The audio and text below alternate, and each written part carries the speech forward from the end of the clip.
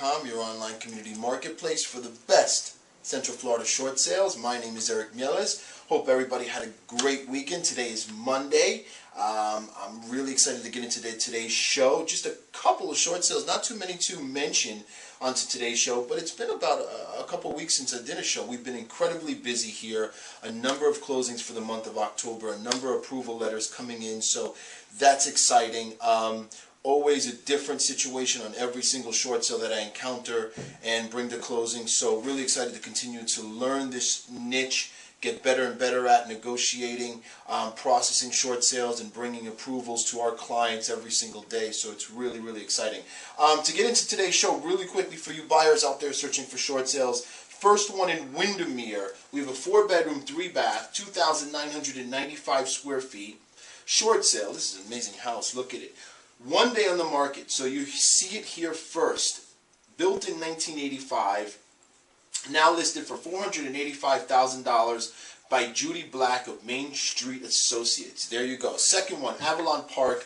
Amazing community, amazing house. Really a favorite amongst a lot of people. We got a 4-bedroom, 3-bath, 2,834 square feet. Short sale, one day on the market as well. Built in 2003, listed for $210,000 by Tracy Canning of the Canning Group, Thomas Lynn Properties, LLC. And the last one for today's show, I told you not too many, South Chase, off of Orange Blossom Trail. If you're headed down toward Kissimmee, South Chase right there, close to Central Florida Parkway, that kind of area. 4-bedroom, 3-bath, 2,315 square feet, short sale, built in 1990, now listed for $165,000 by John Crescenti of Remax Property Southwest. And John also states that this is an approved short sale, so you buyers out there, inquire, ask some more questions to see what type of approval is it. You know, you always want to do, per this show that I do with you guys, ask a tremendous amount of questions in purchasing short sales, find out up front what you're dealing with and if it's worth the time investment. But there you go, 3 short sales for today's show. Beautiful houses. You buyers out there, call in, as I mentioned, inquire about that. I can point you in the right direction. On to the message for today's show really quickly. If anybody doesn't know this already, just recently Bank of America initiated a Florida-specific only short sale program. Okay, it's a pilot program being done here in the state of Florida. They're seeing if they will duplicate it in other states. But basically, a message came out to a lot of agents like myself, and they're basically saying, hey, Bank of America is initiating a new short sale program. We are giving anywhere from $5,000 to $20,000 to the homeowner to do a successful short sale.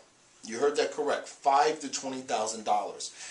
What's the catch, you might ask, or what are some of the guidelines in order to qualify for some of that money? Well, here are some of the guidelines off the top of my head that in order to see if you qualify for this specific program. A, you got to be a Florida homeowner, okay? There you go. B, you can't have an offer on your property. It's got to be initiated in Equator with Bank of America. And for those that don't know, Equator is a software program that Bank of America utilizes to conduct its short sale process, to communicate with all parties involved on what's required, what docs they need. It sort of is the streamlined software that they utilize in order to get the job done, okay? So we need to initiate it and inquire about this prior to having an offer on your property. We need to initiate the short sale prior to November 30th of 2011. So that's next month. This ends at 2011 November next month, so we need to initiate the short sale. The short sale has to close before August 31st, if my memory serves me, 2012. So we initiate it prior to November 30th. We need to close the transaction prior to August 31st of 2012. Some of you might say, wow, that's a long time. We'll always do that. Well, some short sales take a long time. Unfortunately, some do. But anyway, that's another topic of discussion. What else? What else? It needs to qualify for some of the programs that Bank of America works with and does with no offer. For example, HAFA without an offer. Bank of America has a co-op program that they will initiate a listing price. You go out there, market it, get an offer, close the transaction. In my opinion, and we can have a great discussion about this. Co-op has worked much more successfully than the HOFA program prior to an offer. Bank of America uses an outsourcer by the name of AMS to do their outsourcing HOFA without an offers, and there's been some problems in doing that. However, I could fill you in with more detailed information, or your real estate professional can speak to you a little bit more about that to figure out where the bumps in the road might occur and just being prepared for them. So, those are some of the guidelines. If you have a Bank of America loan, Florida homeowner, initiated prior to November 30th of this year, closed before August 31st of next year, and have no offer on your property, and most important, it can't be a government loan.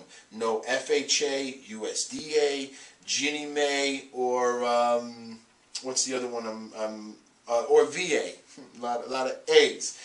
So all of those, if you have one of those loans, you do not qualify for this specific program.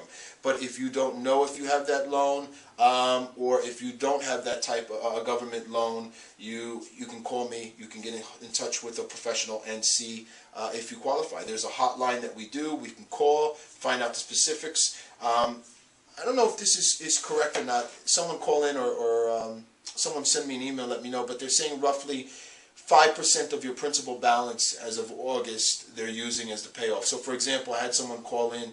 They owed $200,000. They qualified them for a little over $10,000. 5%. And that's what they're qualifying for with this program. And it's real money, at the closing.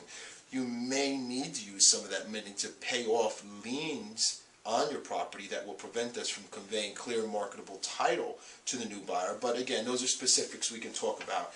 But anyway, I just wanted to mention that it's real important. If you have a Bank of America loan, which a lot of you do, this may help you. This may be that thing that pushes you over the edge in looking for a pre-foreclosure workout option. And to wrap it up, interesting article that came out that I found just last week. Some of the main examples, they basically were asking, are banks getting better on short sales? And, they go over some things, but just highlight, for example, just to touch on what I just talked about, it gives an example. A homeowner in Chicago says his lender approved his short sale, and they gave him a $20,000 check after the deal was finalized for selling the home as a short sale instead of letting it sink into foreclosure.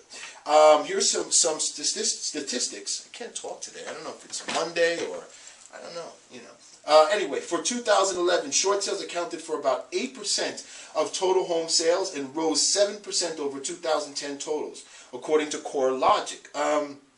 Short sales are up by 59% year over year in the state of Illinois, 32% in Michigan, and 19% in Arizona alone. We're starting to see that servicers and lenders are viewing short sales as a better alternative than they had in the past, says Darren Bloomquist, spokesman for Realty Track.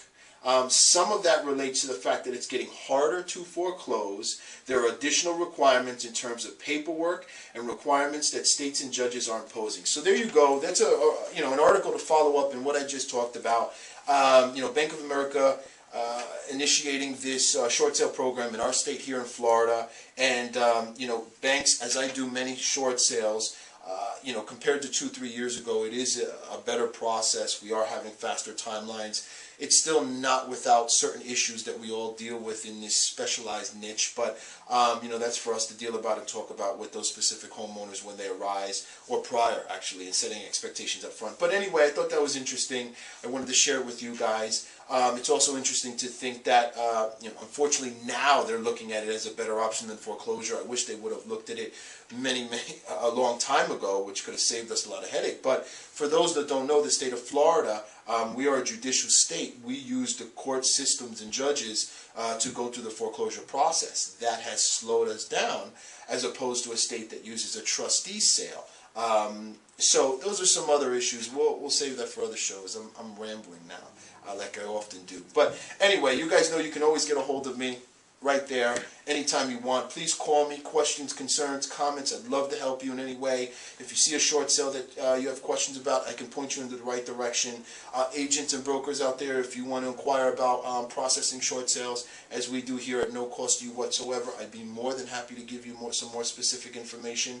And sellers, please, let's start a movement together. Let's initiate action. Let's not let you go into foreclosure, okay? There is help. So anyway, Everybody have a great week. Ultra Processing TV.